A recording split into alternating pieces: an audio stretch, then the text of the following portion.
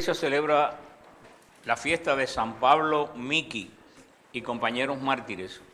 En el siglo XVI, lo que hoy constituye el Japón, la evangelización comenzó con la llegada de San Francisco Javier en el 1549, quien realizó una amplia obra misionera. Se calcula que 30 años después de la llegada de San Francisco Javier, había en el Japón más de 150.000 cristianos y medio centenar de sacerdotes jesuitas. En el 1582, fracciones contrarias lucharon por el dominio político del país y del desorden consiguiente supo sacar partido un general, quien se coronó emperador. Alcanzado el poder, decretó la abolición de los templos y entidades cristianas y la deportación de los misioneros.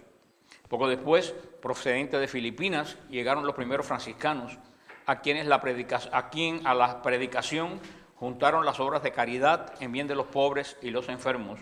El 8 de diciembre de 1596, el emperador de Japón ordenó el encarcelamiento de todos los misioneros, contra los que dictó sentencia de muerte. Al enterarse los fieles de lo que ocurría, corrieron donde se hallaban los presos para ponerse a su servicio. Temiendo que se interrumpiera el comercio con los portugueses, que tantos beneficios les reportaba, el emperador resolvió que el edicto se aplicara solo a los que habían llegado de Filipinas y a sus acompañantes. Así pues, en la lista de las personas a ejecutar quedaron solamente 6 franciscanos, 4 de ellos españoles: San Pedro Bautista, San Francisco Blanco, San Martín de Aguirre y San Francisco de San Miguel. Y también San Felipe de las Casas, mexicano, y San Gonzalo García, nacido en India, de padres portugueses. Se incluía además en la lista un coreano y 16 japoneses bautizados, entre los que había un médico, un soldado y 3 jovencitos que eran monaguillos. A esto se le añadió otros 3 japoneses más que se encontraban con los jesuitas en Osaka: Pablo Miki, Juan de Goto y Diego Kisai. Antes de ejecutarlo, se los llevó en carreta por varias ciudades con el objeto de infundir temor hacia el cristianismo, pero el resultado fue totalmente cristiano. Contrario, el gobernador en persona se encargó de dirigir la ejecución. Todos fueron crucificados. A una señal, las 26 cruces se izaron en una colina frente a la ciudad, que desde entonces se llama la Colina de los Mártires. El 6 de enero de 1597 fueron beatificados. Esto ocurrió el 6 de enero de 1557. Fueron canonizados en el 1862. Uno de los grandes mártires, San Pablo Miki y sus compañeros, que fueron de los primeros mártires de Japón. Y si ustedes no saben, la bomba atómica cayó en el barrio donde se fundó el cristianismo en Japón, y al lado de la Catedral Católica de Nagasaki. O sea que la bomba atómica cayó en un barrio católico y cerca de la primera Catedral Católica de Japón. El demonio tiene buena memoria. Abrimos la Santa Palabra de Dios en el libro de Nehemías, capítulo 4, y invocamos, como siempre, al Espíritu Santo. Espíritu Santo, ilumina nuestro entendimiento para que al leer o estudiar la Sagrada Escritura sintamos la presencia de Dios Padre que se manifiesta a través de tu palabra. Abre nuestro corazón para darnos cuenta del querer de Dios y la manera de hacerlo realidad en nuestras acciones de cada día. Intrúyenos en tus sendas, para que, teniendo en cuenta tu palabra, seamos signo de tu presencia en el mundo. Amén. En el día de hoy llegamos al capítulo 4 de este libro de Nehemías. El tema general, déjame arreglarme esto un momento. El tema general es la oposición exterior que se encontró Nehemías en la construcción de la muralla. Primero vimos en los primeros capítulos la oposición interior que encontró Nehemías en la construcción, que era, ¿se acuerdan? Los judíos casados con paganas, todo aquel problema que vimos que había dentro de las murallas, de la muralla, que no existían murallas. También en este capítulo 4 vamos a ver que no solo se encuentra Nehemías con oposición interior, sino que se encuentra con oposición exterior. Vimos en la semana pasada que Nehemías era un hombre muy ingenioso, era un hombre de gran ingenio, y vimos cómo usó la estrategia para construir las murallas alrededor de la ciudad. Se recuerdan que le asignó trozos de la muralla a diferentes personas de diferentes tramos, a los sacerdotes, a estos, a los curtidores, a aquellos. Empezaron por las puertas. La semana pasada hablamos ampliamente del significado de las puertas en el Antiguo Testamento. Pero mientras ellos iban avanzando en la construcción del muro, habían diferentes grupos de personas que también al mismo tiempo fueron tratando de desanimar a los que estaban construyendo el muro. Y eso lo hablamos la semana pasada. Dijimos que si tú quieres que gente te desanime, ponte a hacer algo en la iglesia. En cuanto tú tratas de hacer algo en la iglesia, enseguida hay 40 de la iglesia, no de fuera de la iglesia, que te ponen a obstáculos y te ponen a desanimarte. O sea que no solo los enemigos están afuera, los enemigos están adentro. Y dice el capítulo 4, versículo 1, cuando Sanbalat, Tobías, los árabes, los amonitas y los asdodeos se enteraron de que la reparación de la muralla de Jerusalén adelantaba, pues las brechas comenzaban a taparse, se enfurecieron mucho y se conjugaron todos a una para venir a atacar a Jerusalén y sembrar confusión en ella. O sea, vemos que este problema no viene de ahora. Entre todos estos nombres raros que he mencionado, ¿a quién mencioné? Árabe. Árabe. Esto no viene de ahora. Esto no viene de ahora. Vimos que en cuanto los árabes vieron que Israel se estaba protegiendo, ¿qué fue lo que hicieron? Atacarlo. Ha cambiado algo. Y esto fue hace 4.000 años. Esto ya es un problema, yo creo que es genético. Yo creo que es. Vemos anteriormente, esta gente, está puesto en el capítulo anterior, pero no lo leímos la semana pasada. Anteriormente esta gente se dedicaron a burlarse de los que estaban haciendo la muralla. Se dedicaron a burlarse diciendo, sí, siéntate a esperar a ver cuándo va a estar terminada la muralla y mira lo que están haciendo, y pasa un burro y con el rabo tumba la muralla. Empezaron a burlarse y no lo lograron. Nehemías siguió con... O sea que uno de los primeros ataques que siempre usan las personas que te quieren fastidiar para el desánimo, es la burla y el ridículo. Benedicto XVI lo dijo bien claro en su pontificado, en uno de los discursos que él dijo que el martirio moderno del occidente, de nosotros, no era el martirio como de la iglesia siria e Irak, que los mataban físicamente. Benedicto XVI dijo que el martirio de nosotros moderno era el ridículo. Que el martirio de la iglesia era que a nosotros nos ridiculizaban en la familia, en el trabajo, en los medios de comunicación, y que eso era una forma de martirio, que eso era una forma de matar, porque el ridículo verdaderamente muchas veces, sobre todo en las mentes débiles, pues hace mella, como dice el refrán, difama que algo queda. O sea, y vemos que esta gente que estaban burlándose, y se dio cuenta que con la risa, con la burla, no habían conseguido detener a Nehemías. Al contrario, que el trabajo había progresado. Entonces, iban a utilizar el arma, no solo de seguir con la burla, sino también de atacar la muralla que estaban haciendo. Por eso dice en el capítulo 2, y se conjuraron todos a una para venir a atacar a Jerusalén y sembrar confusión en ella. Pero invocamos a nuestro Dios. Recuérdense, ¿quién escribe el libro de Nehemías? ¿Quién escribe el libro de Nehemías? ¿Quién? Gracias, Señor. Hoy que me siento mal, tú eres misericordioso conmigo, bro. Por eso Edra está escribiendo en nombre de él, aunque habla de los recuerdos de Nehemías. Por eso es que dice, por eso invocamos a nuestro Dios y montamos guardia contra ellos de día y de noche. Judá decía, flaquean la fuerza de los cargadores, hay demasiado escombro, nosotros no podemos reconstruir la muralla. Y nuestros enemigos decían, antes que se enteren o se den cuenta, iremos contra ellos, los mataremos y pararemos la obra. Nosotros vemos que habían dos tipos de enemigos, uno adentro y otros afuera. ¿Qué decía Judá? La gente de Judá, no tenemos más fuerza. Hay demasiados escombros, nosotros no podemos. Esto es demasiado fuerte para nosotros. Eso es lo que decía la gente de adentro. Y eso es lo que sucesivamente muchas veces dicen en la iglesia, sobre todo en el ministerio, esto no se puede hacer, no hay medios, no tenemos posibilidades, esto está muy difícil, la gente no la gente no colabora, la gente no va a venir, la gente tiene otros intereses, o sea, de adentro son los mismos. Y los de afuera, vamos a destruir esto a la forma que sea. Y tú sabes de los dos enemigos, ¿cuál es el peor? El de adentro. El enemigo peor, y lo dijo Benedicto también, el enemigo peor de la iglesia está dentro de la iglesia, no está afuera. Son los que hacen más daño, están dentro de nosotros. No viene al caso con Nehemías, pero bueno, en el programa que yo hago, por eso me demoré hoy, porque Jorge tuvo un trastorno y llegó tarde, que estamos hablando de la literatura católica de los primeros 2 siglos.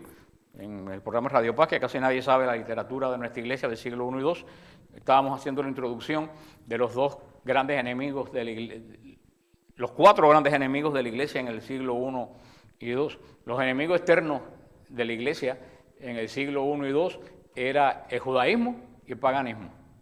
Los judíos fueron extremadamente activos en combatir el cristianismo. Tan es así que quienes instigaron a la mujer de Nerón, a Popea Sabina, de que comenzara la persecución contra los cristianos, porque Popea Sabina era prosélita judía, fueron los judíos. Los judíos en el primer siglo I y II fueron bien activos en contra de los cristianos y se burlaban de los cristianos, y el otro enemigo grande que tenían los cristianos de afuera eran los paganos, que no entendían la filosofía de la religión cristiana. Pero empezamos a hablar en este programa el domingo y seguiremos los 2 enemigos internos de la iglesia. Los 2 enemigos internos de la iglesia eran el gnosticismo y el marcionismo. Gnosticismo era, y vamos a seguir hablando de eso porque esas 2 corrientes siguen todavía dentro de la iglesia, disfrazado con otros nombres. El gnosticismo era una corriente que había de la iglesia que decía, vamos a adaptarnos a lo que hay afuera. ¿Le suena conocido eso? Vamos a adaptarnos al mundo pagano, vamos a adaptarnos a las fiestas paganas, vamos a adaptarnos a la filosofía griega, que es lo que está de moda. Todo para afuera. Entonces el marcionismo era todo lo contrario. El marcionismo decía, a lo que le queda del mundo son 2 afeitados. Bueno, no, eso es estilo cubano. Lo decía de otra forma. Lo decía, al mundo le queda poquito. ¿Para qué nos vamos a poner a evangelizar? Vamos a juntarnos entre nosotros, no salir de aquí a esperar que esto se acabe ya. Eran los 2 peligros dentro de la iglesia. Y esos 2 peligros siguen dentro de la iglesia. ¿Para qué hacer nada si y esto no tiene remedio? Y los otros vamos a hacer igualito que los demás, y si haciendo igual que los demás la gente viene. Y eso fue en el siglo II, en el año 170 de nuestra era. Y eso vemos que también lo encuentran Nehemías. Por eso ha salido en una Biblia de estudio una Biblia de estudio, no es una Biblia para estudiar de España, que dicen que está muy buena, salió esta semana, que se llama la Biblia de Idagé. Se puede encargar por internet. Yo lo consulté en España y me dijeron que el obispo que les trabajó de Alcalá de Henares, que es muy fiel a la ortodoxia de la iglesia, es un estudio bíblico que junta la Biblia con el catecismo y con la doctrina de los padres de la iglesia. Con nota, tiene atrás 400 preguntas de apologética. Y lo que decía el obispo de Alcalá de Henares era precisamente esto mismo que estamos diciendo nosotros en esto mismo que los enemigos internos de la iglesia que nos acosan. Unos diciendo, tenemos que hacer igual que los de afuera, y otros diciendo, mejor no hacemos nada porque esto no tiene arreglo. Y también decía que, y que es lo que yo le he dicho a ustedes tantas veces, pero me alegro que lo diga alguien tan reconocido como el obispo de Alcalá de Henares, decía que ¿de qué sirve la Biblia estudiarla históricamente? La Biblia históricamente es un libro más, que la grandeza de la Biblia es que hoy en día nos habla a cada uno de nosotros. Tal como habló hace 4000 años, nos sigue hablando a cada uno de nosotros. Y con esto de Nehemías estamos viendo exactamente lo que estamos hablando. Era la gran pregunta que se hacía el mismo pueblo de Israel. O sea, ¿vamos a ser capaces de terminar esta obra tan grande? Ellos miraban los montones de escombros, miraban los pocos que eran ellos, y más oían las burlas de los de afuera, porque esa es otra cosa. Si nosotros ya, mira, y lo digo con honestidad, yo no oigo ya. Yo antes me reía de una de mis hermanas, porque ella no oía noticias. Yo le decía a ella que ella se había enterado el otro día que las Torres Gemelas se cayeron. Pero yo ya estoy igual que ella. Ya yo he decidido no oír más noticias. No hay más noticias. Primero porque yo me he dado últimamente que las primeras noticias no son serias. Ninguna noticia, casi ninguna noticia vale para nada. Lo que hacen es distorsionar la realidad, sinceramente. Pero los que andamos prendidos continuamente de las noticias, aunque crean que no pasa como esto. ¿Qué pasaba con las burlas de esta gente? Los que le prestaban oído a las burlas, decían, es verdad, no vamos a poder, estoy muy cansado, esto no se puede. Por eso digo muchas veces, hermano, claro, alguna noticia hay que oír, pero yo sí le digo a todo el mundo, antes de ver una noticia, primero averigüen bien las fuentes de dónde viene. Si hablan de la iglesia, no crean lo que dicen, vayan al Vaticano, al website del Vaticano. Si hablan del presidente, no crean lo que dicen, vayan al website de la Casa Blanca. No estén oyendo todo, sobre todo las estaciones en español, que son las peores, aunque en inglés también, pero los programas en español están que dan verdaderamente asco. Porque son mentiras fragantes, no son mentiras. Bueno, para poner un ejemplo, todo el mundo me escribe y me pregunta a mí, me estaban preguntando que si era verdad que el presidente Trump había dicho que iba a invadir a México. Pero gente en serio, muy preocupada. Entonces entro yo, por supuesto, digo, a ver qué pasó aquí. Entro yo al website de la Presidencia de México. ¿Qué es lo que me encuentro? El website desmintiendo totalmente que jamás el presidente Trump hubiera dicho que iba a invadir México. ¿No vieron el otro día que el presidente Trump, y esto no estoy haciendo política, estoy poniendo el ejemplo de lo que dice esto aquí, que las noticias que nosotros oímos y nos dejamos dar cuerda. ¿No vieron otro día que dice que el presidente Trump le tiró el teléfono al presidente de Australia? Vayan al website de Australia para que vean que está la noticia desmintiendo, diciendo el presidente de Australia que tuvo una conversación muy agradable y constructiva con el presidente de los Estados Unidos. Ahora, pero que no se tome el trabajo de eso. ¿Con qué se queda? Y eso pasa con la iglesia, y eso pasa con todas las cosas que nosotros podemos oír. Por eso hoy en día, desafortunadamente, no se puede uno confiar en ninguna noticia que dan en televisión. Gracias a Dios tenemos el internet y todo el mundo puede ir. Cuando usted diga una noticia, antes de pasarla, porque a mí me pasan cantidad de noticias en Facebook que cuando yo las veo es mentira. Es mentira. Hay personas de este ministerio que el otro día me pusieron en Facebook, cuidado que están recogiendo ilegales en Miami Beach. Yo dije, muy raro. Primero en Miami Beach se llevarán las locas y las viejitas judías, porque en Miami Beach no hay ilegales. Si fueran a buscar ilegales, fueran a Homestead. Pero decía que estaban en Walgreens de la 79. Yo tengo un amigo que trabaja en Walgreens y le pregunté, y llamó y dice, aquí en esta esquina no hay nada. Pero el pánico, eso mismo, para que usted vea, no ha cambiado la táctica. Y esa táctica a la larga hace daño. Lo que están oyendo continuamente todo eso se empiezan a llenar ¿de qué? De desánimo. Y empiezan a decir, no podemos, esto no se puede. Estoy hablando tanto de afuera como también noticias de la misma iglesia. También noticias de la iglesia que se dan. ¿Cuántas he puesto yo noticias de sacerdotes, un sacerdote en Chile que estuvo 4 años preso acusado de abuso sexual y lo acaban de liberar de todos los cargos? Era mentira. ¿Tú sabes qué? Pero eso no salió en ningún periódico. El nombre de él quedó manchado. Salió cuando lo acusaron, pero no salió cuando limpiaron su nombre. Hermanos, no pasen noticias ni pasen nada si antes ustedes no lo verifican. Y hoy en día tenemos todos los medios para poder verificar una noticia. Pero en esta época no había ningún canal de televisión, pero estaban los gritos que eran con los que ellos trabajaban. Y todo eso empezó a hacer mella, todo lo que Judá oía, más el desánimo de los de adentro, más lo que oía de los insultos y las burlas de los demás, empezó a hacer mella en la gente. Por eso dice en el versículo 6, pero algunos judíos que vivían junto a ellos vinieron a advertirnos por 10 veces, vienen contra nosotros desde todos los lugares que habitan. Apoté pues al pueblo en los puntos más bajos, detrás de la muralla, en los lugares descubiertos, y coloqué a la gente por familias, cada uno con sus espadas, sus lanzas y sus arcos.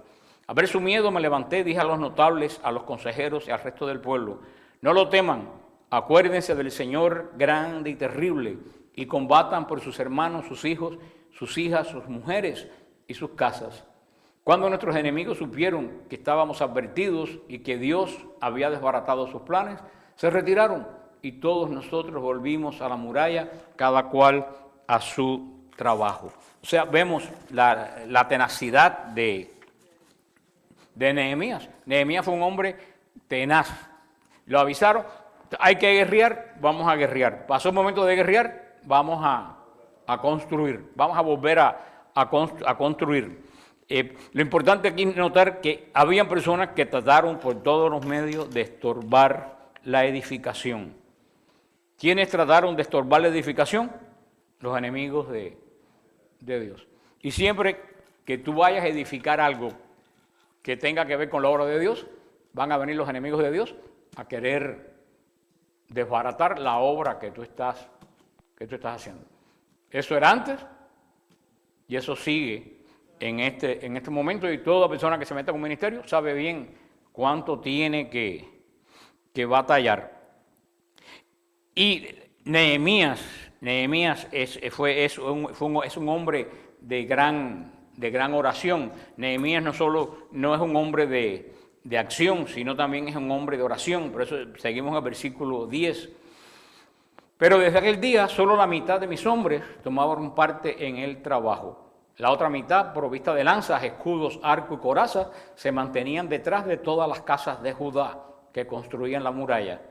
También los cargadores estaban armados. Con una mano cuidaban cada uno de su trabajo y con la otra empuñaban el arma. Cada uno de los constructores tenía ceñida la cintura la espada mientras trabajaba. Había un corneta junto a mí para sonar el cuerno. Y dije a los notables, a los consejeros y al resto del pueblo: la obra es importante y extensa, y nosotros estamos diseminados a lo largo de la muralla, lejos unos de otros. Corran ustedes a reunirse con nosotros al lugar donde oigan el sonido del cuerno, y nuestro Dios combatirá por nosotros. Así organizamos el trabajo desde el despuntar del alba hasta que salían las estrellas. Dije también entonces al pueblo: todos pasarán la noche en Jerusalén con sus criados, y así haremos guardia de noche y trabajaremos de día. Pero ni yo, ni mis hermanos, ni mi gente, ni los hombres de guardia que me siguen, nos quitamos la ropa. Todos teníamos el arma al alcance de la mano. Vemos esta tremenda capítulo 4 de Nehemías, cómo se construye el templo de Dios. Con una mano construían y con la otra tenían el arma. A eso ni iban a dejar de construir, ni iban a dejar de defenderse. Eso no sé si ustedes se recuerdan. Bueno, no que se van a acordar. Cuando estudiamos Gedeón, Gedeón le hizo un truco a la gente del ejército y tenía mucha sed y les dijo que fueran a tomar agua al río, y que después que tomaron agua, solamente dejó en el ejército a los que tomaron agua como los perros. ¿Cómo toman el agua los perros? Con la lengua. Y a los que tomaron agua con las manos los sacó del ejército. ¿Por qué? Porque los que tomaron el agua como los perros, ¿por qué tomaron el agua como los perros? Porque tenían el arma en la mano y no soltaron el arma. El que soltó el arma le dijo: ustedes no sirven para luchar. Y en la batalla espiritual en que estamos nosotros inmersos, tenemos que ser como esta gente. Tenemos que seguir trabajando con un ojo en lo que estamos haciendo y un ojo en el enemigo. Y con una mano predicando y con la otra mano orando. No podemos dejar el arma de la oración. Por eso en un ministerio donde no hay oración, donde no hay alabanza, es un ministerio que está muerto. Y también en un ministerio que solamente hay alabanza y no hay enseñanza, también está muerto. Así que es una combinación de ambas cosas. Es como en la iglesia. Estamos los que trabajamos y están las monjas y los monjes que oran. Nosotros sin ellos no podemos hacer nada. Mucha gente no sabe la importancia que tienen los consagrados y consagradas de la iglesia. Ellos son los que oran mientras nosotros trabajamos. Ellos son una de las manos y nosotros somos la otra. Continuamente yo tengo montones de monasterios que oran por este ministerio y por la obra que nosotros hacemos. Las carmelitas de aquí de Miami también están comprometidas con nosotros en orar por la obra. Esa es la grandeza que tiene la iglesia en el día de hoy. Pero también vemos que en la antigüedad, antes que llegara la gracia, esto mismo fue lo que sucedió. Inclusive en la época apostólica vemos que el apóstol San Pablo, por ejemplo, le dice a Timoteo, en su segunda carta, capítulo 4, versículo 2, lo último que le dijo fue: predica la palabra, insiste a tiempo y a destiempo, redarguye, reprende, exhorta con mucha paciencia e instrucción. Esta es la última instrucción que le da San Pablo a Timoteo. Y aquí, fíjate que él dice, aquí habla de dos cosas. ¿Qué es lo que dice primero? Predica la palabra, insiste a tiempo y a destiempo. ¿A quién va dirigido eso? No, a los de afuera. A los de afuera. Por eso está diciendo, predica la palabra, insiste con los no creyentes, a tiempo y a destiempo. Pero después dice, redarguye, reprende, exhorta. ¿Con quién es eso? Con los de adentro. Fíjate, redarguye. ¿Qué es lo que quiere decir redarguye? Redarguye quiere decir convencer a una persona de que tiene una culpa. Redarguye. Exhorta. Y exhorta a la gente. Estas son las dos espadas de la iglesia. Tú tienes que predicar, pero tienes también que ¿qué? Que redarguir. Decirle a la gente de la iglesia, tú estás mal. Si en la época de San Pablo hubieran salido 4 o 5 en el internet a decirle, ay, pero hay que tener misericordia. Ay, pero tú estás haciendo juicio, ¿cómo tú vas a hacer juicio? ¿Y qué es lo que dice San Pablo? Reprende y redarguye. Dile a la gente, estás mal y estás haciendo esto y esto mal. Y yo se lo he dicho continuamente porque en la iglesia hoy en día se ha metido una falsa misericordia. Y ahora todos estos misericordiosillos que yo les digo, que para todo, ay, tienes que tener misericordia. En cuanto tú lo contradices en una coma, te aplastan sin misericordia alguna. Y te hacen unos juicios sobre ti de espanto. Son los hipócritas de siempre. La iglesia tiene la obligación de decirle a la gente, lo dijo en una de las reuniones del CELAN de Puebla hace como 30 años, lo dijo, la iglesia tiene la obligación de decirle a la gente la verdad sobre sí mismo. Se lo voy a repetir porque esa frase nunca se me olvidó, yo era un muchacho, estaba en Cuba. La iglesia tiene la obligación de decirle al hombre, de adentro y de afuera, la verdad sobre sí mismo. ¿Y qué es lo que la gente ni adentro ni afuera quiere oír hoy? La verdad sobre sí mismo. ¿Qué lo quiere que le digan? Tú estás bien. Estás bien, sigue así total. No hay problema, ya tú verás. Y de eso está lleno el camino del infierno. San Pablo, con esas palabras, termina la carta a Timoteo. Para los de afuera, predicación. Para los de adentro, redarguye, insiste, instruye. Estoy seguro que San Pablo hubiera puesto en la lista de los que no tienen misericordia. De eso es lo único que me consuela a mí. Nehemías, como vimos, ignoró el sarcasmo de los enemigos, oró a Dios, lo vimos en el capítulo anterior, y siguió edificando. Eso yo sé lo que yo le digo a las personas. Es que fulanito dijo, mira, olvídate lo que dijo fulanito. Tú enfócate en ¿quién? En Cristo. No, que mira que me dijeron, olvídate lo que te dijeron. ¿Qué le digo? No le digas nada. Decirle algo a esa gente es perder el tiempo, porque ellos no están confundidos, ellos lo que quieren es ofender.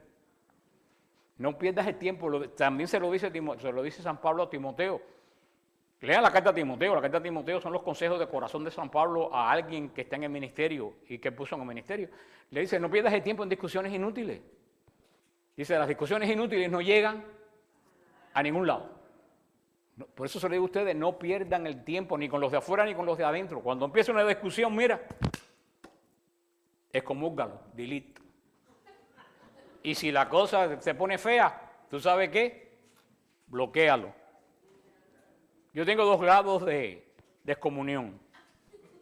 Una es que lo quito de la lista de mis amigos, pero seguimos siendo amigos porque me puede escribir y yo sigo la conversación con él en privado, porque esa conversación en público, quitarlo de mi lista de amigos no quiere decir que estoy peleado con esa persona, sencillamente que no estoy interesado en esa discusión, mantenerla en público, porque entonces se convierte en una discusión de 300 personas. Esa es la primera. Yo lo quito de la lista de mis amigos, pero me escriben privadamente. Ahora tengo la otra excomunión, que es la grave, que es la ferenda sentencia. ¿Cuál es? Block. No, delete, no, block. Ese no tiene forma ninguna de comunicarse conmigo más. Se acabó. ¿Para qué yo voy a perder el tiempo cuando ese tiempo lo puedo usar en evangelizar? Pero yo entro en web de hermanos que yo veo que todo el web es una bronca del principio al final. Y se dicen horrores. Digo, no, yo no voy a caer en eso. Así que si yo te borré de mi lista, no estoy bravo contigo. Eso soy yo los que me están mirando. Si yo te borré de mi lista, que tú puedes comunicarte conmigo, seguimos la discusión en privado. Pero si tú no puedes entrar a mi lista, mira, hermano, kikiribú mandinga. En cubano quiere decir no tengo ningún interés en hablar contigo. Y le pido a Dios que te bendiga. Pero ¿qué es lo que le dice el Señor? Lo que dice Pablo a Timoteo: no pierdas el tiempo con discusiones inútiles. Lo único que hace es exaltar lo peor que tiene cada una de las personas. Y yo no he visto que ninguna discusión llegue a clarificar absolutamente nada. Nehemías lo sabía muy, muy bien. Cuando vieron que reírse y ponerlo en ridículo no iba a detener la edificación de las murallas, se movieron en otra dirección, en la dirección de atacar. Y Nehemías hizo público lo que ya él venía, el lema que él venía diciendo. El lema de Nehemías es vigilar y orar. Y ese debe ser el lema de nosotros. ¿Cuál era el lema de Nehemías? Vigilar y orar. No quitarle el ojo al enemigo, pero mantener, ¿qué cosa? La oración. Tenemos verdaderamente que hacer eso el lema en estos días de nosotros. Nehemías también podía haber empezado una discusión con los que se estaban burlando. ¿Qué hizo Nehemías? No dijo absolutamente nada, oró.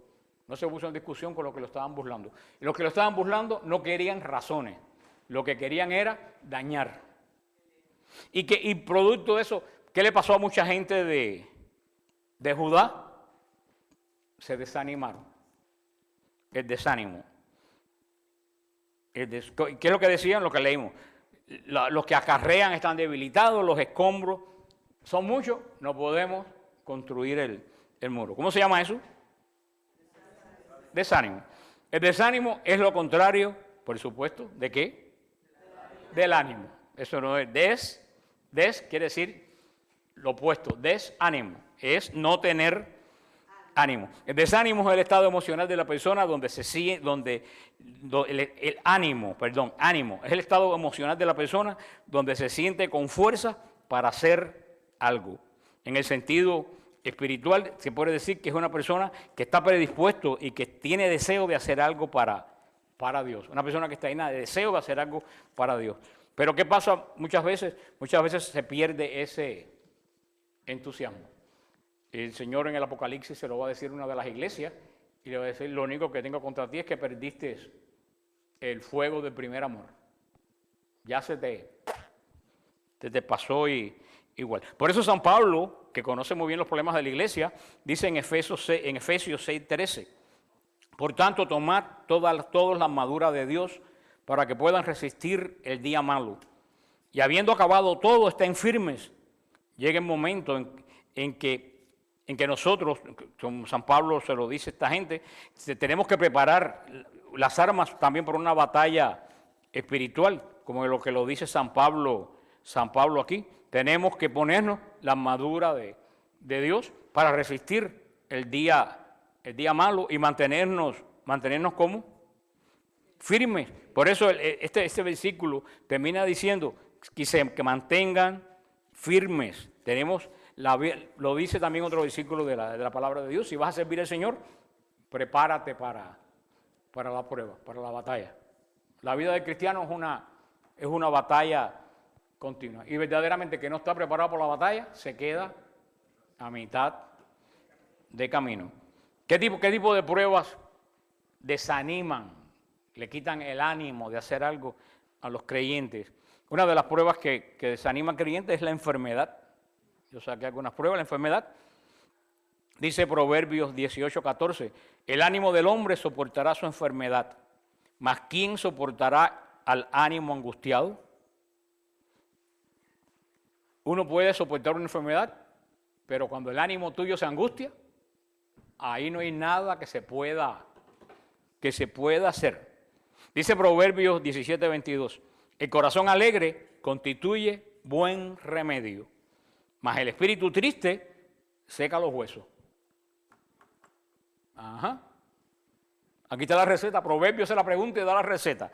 Dice, el corazón alegre es un buen remedio. El espíritu triste seca los huesos. O sea, nadie quiere decir que los cristianos no se enferman. Pablo fue un hombre que vivió continuamente.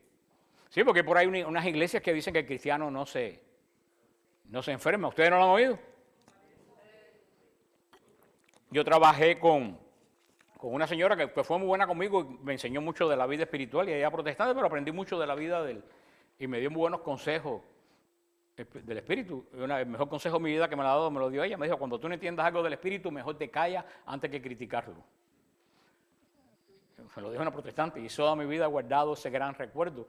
Pero ella era de la teología esa de la prosperidad, de que nadie se enferma. Y un día llamaron que estaba enferma.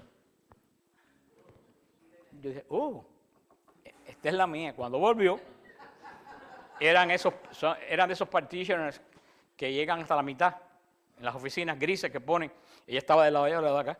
Cuando llegó yo me asomé y le dije, porque cada vez que yo decía, ay, qué mal me siento, tengo catarro, ella me decía, sacaba la cabeza y me decía, los cristianos no se enferman. Y yo decía, y cuando ella vino, yo saqué la cabeza y le dije, los cristianos no se enferman. Entonces ella me dijo, no es que ni tampoco dicen mentiras, porque tú sabes lo que me iba a decir, que ella no estaba enferma. Entonces, si no estaba enferma, ¿qué es lo que hizo? Decir mentiras. Así que la callé para todo el... Pablo se pasó su vida entera enfermo. Hombre más enfermo que Pablo no lo vas a encontrar. Timoteo estaba enfermo. ¿Alguien sabía cuál era el problema de Timoteo? El estómago. Posiblemente tuviera úlcera. ¿Y ustedes saben el remedio que le da San Pablo? Toma vino, lo reventó. Eso para que tú veas que una persona puede tener la guía de Dios en lo espiritual, pero no en otros ramos. Dios no te provee conocimiento para todo. San Pablo estaba un hombre lleno de conocimiento de Dios, pero ¿qué remedios tenía? Los remedios del mundo. ¿Tienes úlcera? Toma vino. Imagínate. Mira, Ángel, buen remedio. Lo que venga con úlcera al consultorio, dile que tome vino Manikiewicz para que sea judío. Timoteo, mucha gente de la Biblia que han sanado a otras personas, ellos han estado enfermos.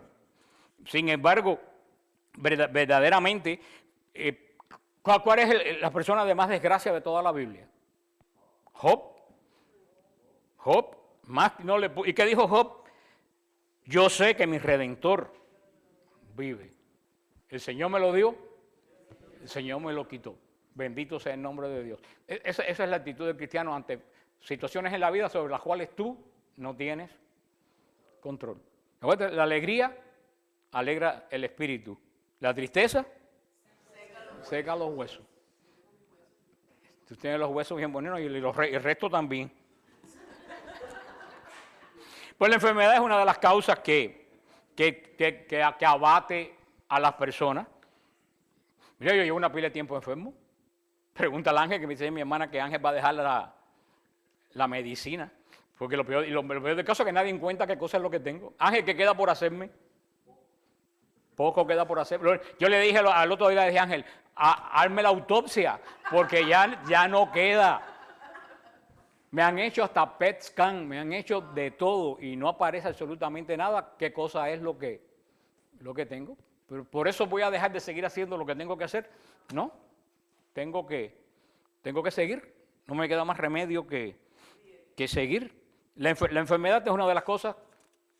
Y yo por último dije, bueno, voy a tener que considerar esto de lo que me siento de ser algo espiritual.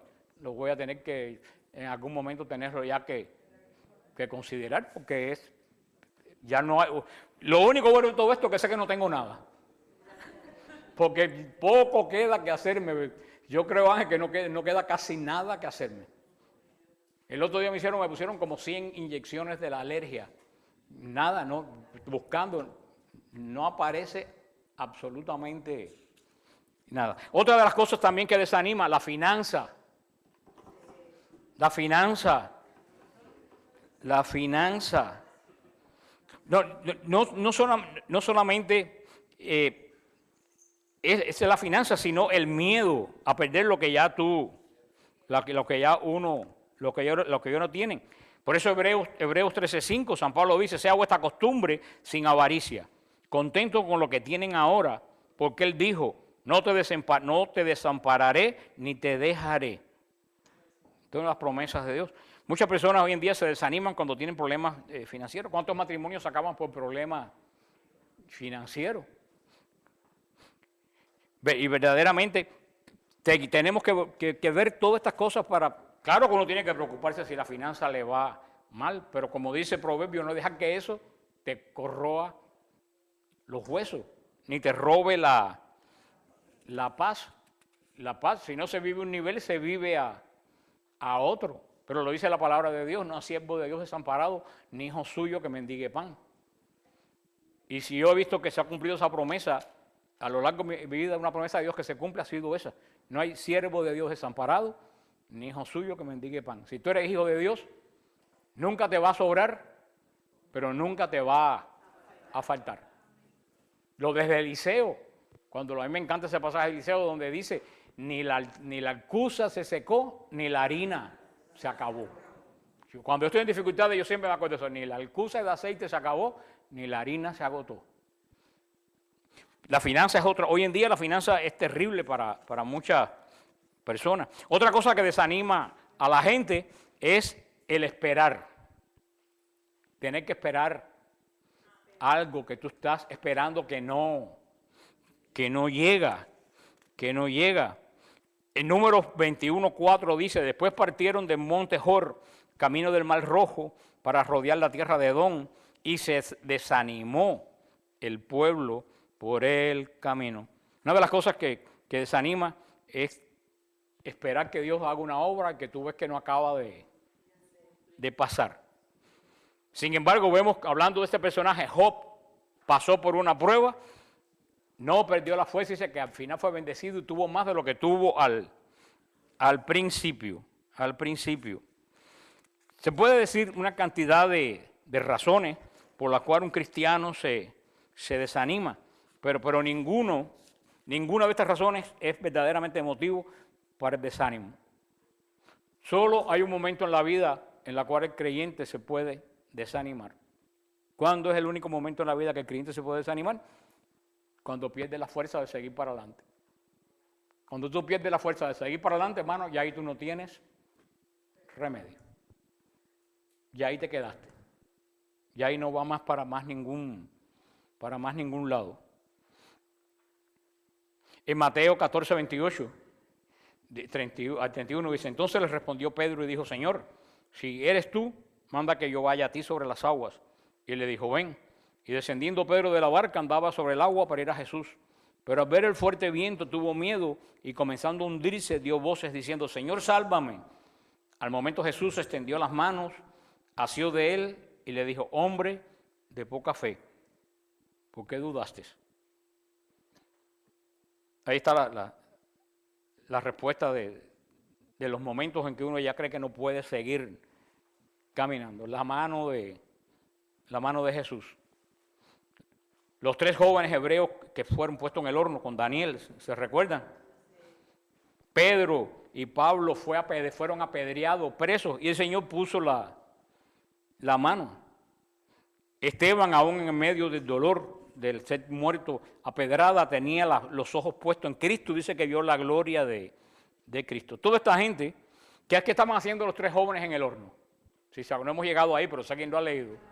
Estaban alabando a Dios. ¿Qué estaba haciendo Esteban cuando lo estaban apedreando? Alabando a Dios. Hermano, toda esta gente que sufrieron grandemente tenían puesta la mirada en Cristo.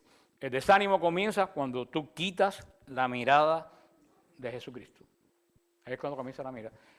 Y todos nos han dicho millones de veces, ustedes lo saben. Cuando Pedro se empezó a hundir, cuando dejó de mirar a Jesús y miró para las olas. Cuando Pedro miraba a Jesús, caminó. Cuando él miró donde estaba metido, se hundió. Mientras los tres jóvenes tenían la mirada en el horno puesta en Cristo, las llamas no lo tocaban. Cuando Elías tenía la mirada puesta en Dios, se enfrentó a los 400 profetas de Baal y los venció. El desánimo es una de las armas favoritas de Satanás. Si no, la que más le gusta es el desánimo. Y es lograr que nosotros quitemos la mirada de Dios. El desánimo es que Satanás quiere que tratemos de pelear la batalla con las fuerzas de nosotros sin contar con las fuerzas de Dios. Si el ánimo es estar enfocado en lo que tenemos que hacer, créeme que entonces las fuerzas se te van a ir. El ánimo es tener tu vista enfocada en Cristo. Yo tuve una época que yo me desanimé muchísimo con este ministerio, porque la gente no viene. Digo yo, cuánta porquería se hace en Miami que se llena. Pero tú sabes qué, me di cuenta, gracias a Dios me di cuenta de esto. Dije, mira, no me voy a fijar en los que vienen, me voy a fijar en lo que tengo que hacer. Si vienen 3, esos 3 son los que le hace falta. Si vienen 400, esos 400 son los que le hace falta. Yo se lo he dicho de ahí en adelante, yo aprendí esa lección y yo se lo digo a los predicadores. No cuentes tu éxito por la gente que viene. Porque si tú cuentas tu éxito por la gente que viene, te vas a desanimar. Cuenta tu éxito porque tú estás haciendo lo cual el Señor te mandó a hacer. A mí nunca se me olvida una vez que me invitaron a dar la charla de la Eucaristía en el Centro Carmelita de los Padres, hace años, no fue ahora, hace muchísimos años, como 10 o 15 años. Fue un domingo a las 9 de la mañana. Yo dije, mal día y mala hora. ¿Por qué? Porque unos están durmiendo y otros están en misa. ¿Cuánta gente fueron? 3. Y una se puso brava conmigo y se fue a la hora de almuerzo.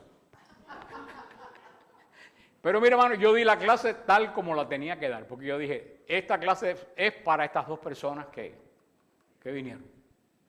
Y yo se lo digo a todos los predicadores, no midan los resultados por la gente que te sigue o que viene. Mide tus resultados por ser fiel a lo que el Señor te mandó a hacer. Yo este cuento lo he hecho muchas veces, ya ahorita para terminar, porque me ha pasado el tiempo, pero este tema no podía terminar, el tema del desánimo, y todavía me queda todavía la semana que viene cómo evitar el desánimo. Pero ¿cuántos de ustedes han oído el cuento del pueblo que se llama Jicotea? Porque ya hay 2 nada más. Lo puedo hacer. Ese cuento lo hice una vez yo cuando estábamos en el otro lugar. Y en Jicotea viven 4 personas. Y una de las 4 estaba esa noche ahí. Digo yo, ¿qué clase de puntería? Vengo a hablar mal de un pueblo que tiene 4 habitantes y uno de los 4 está presente en esta noche. Ella me dijo, yo soy de ahí. Yo no puedo creer. Yo no lo puedo creer. Jicotea es un pueblecito que está en la provincia de Camagüey. Para el cubano Jicotea es una tortuga. Una tortuga. Y nosotros estábamos jovencitos, yo estaba en el preuniversitario, tenía 16 o 17 años, estábamos cortando caña obligatoriamente por el gobierno a unos cuantos kilómetros de un pueblo que se llama Florida, creo que se llamaba, y nosotros íbamos los domingos, nos escapábamos, íbamos a misa, y el sacerdote nos pidió que si podíamos ir un miércoles de cenizas a dar una charla en Jicotea, que era un pueblo chiquito que él no podía ir porque tenía como 20 parroquias que atender. Fíjate tú, para nosotros que que nos estaban vigilando. Eso era un problema tremendo, era un campamento con alambradas alrededor, que no se podía. Pero nosotros le dijimos, a esa edad, tú sabes cómo son los muchachos, a esa edad, a los 17 años, nada es imposible. Le dijimos, sí, padre, nosotros, aquello fue una odisea, tuvimos que empezar por quitarnos la ropa, por arrastrarnos por abajo de una alambrada atrás de las letrinas, para si nos agarraban decir que habíamos ido a hacer nuestras necesidades, todo eso calculado detrás de la letrina, porque las letrinas no estaban limpias, todo eso. Después caminar por un lugar lleno de piedra, buscar quien nos montara en un camión. ¿Para qué lo voy a contar? Llegamos a Jicotea, tocamos la campana, y no vino absolutamente nadie. Salimos de Jicotea, hicimos lo que San Pablo nos recomendó, nos sacudimos los zapatos afuera de Jicotea, y no pedimos que bajara fuego del cielo y se tragara Jicotea porque ya éramos cristianos. Y en el regreso hay unos trenes que le dicen cascal, que es un solo vagón, es una cosa chiquita, una cosa rara, es un solo vagón que camina. No sé cómo funciona eso, pero no es un tren, es una cosita así, camina por la...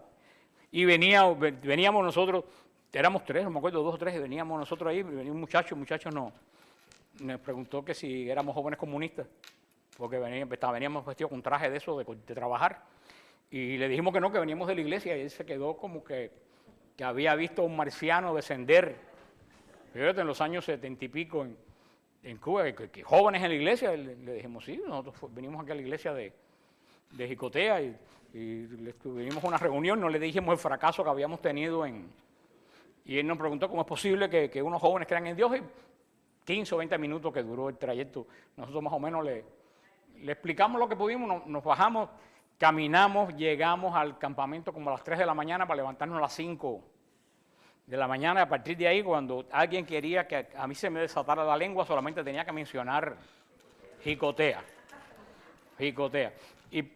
Y pasaron 2 o 3 años, o más yo creo, y ya los días que yo venir para acá, fuimos a un encuentro al cobre, allá en la Basílica de la Virgen del Apostolado Celular, y viene un muchacho, me saluda de lo más efusivamente, y yo soy despistado.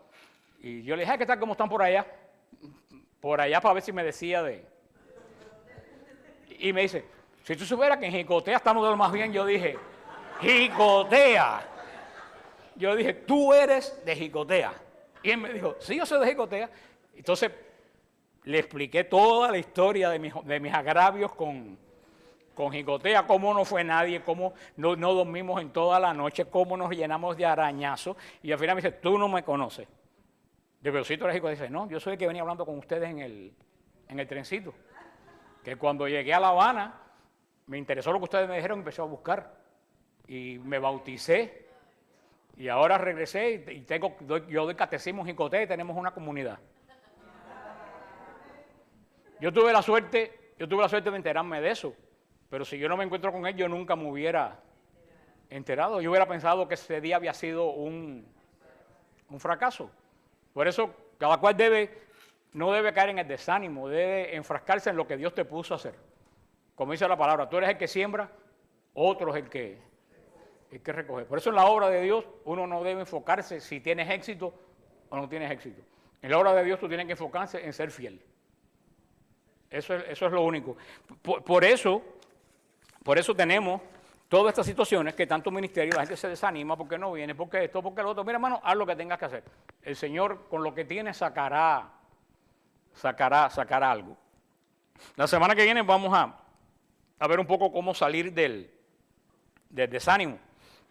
Pero lo principal es que tenemos este personaje que estamos estudiando, Nehemías. Nehemías era un hombre que no se desanimaba por nada.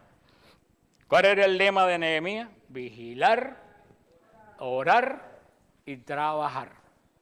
Ese debe ser el lema del cristiano, vigilar, orar y trabajar. Ellos no se pusieron a vigilar solamente, porque si se ponen a vigilar, la muralla se hubiera quedado sin terminar. Ellos no se pusieron solamente a trabajar, porque si trabajan, los hubieran atacado. Ellos trabajaron, vigilaron y oraron. Esa debe ser hoy en día que estamos como en la época de Nehemías, donde nos toca construir murallas también.